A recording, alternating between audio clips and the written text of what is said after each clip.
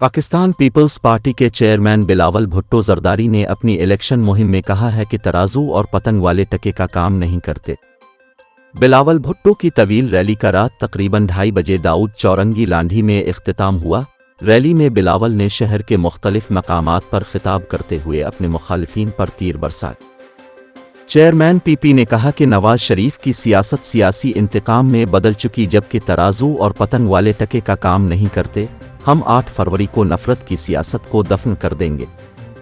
बिलावल भुट्टो ने पहली बार बल्दियाती, सूबाई और वफाकी हुकूमत पीपल्स पार्टी के बनने की उम्मीद जाहिर की और साथ ही खबरदार किया कि एक सीट कम करने की कोशिश भी बर्दाश्त नहीं करेंगे।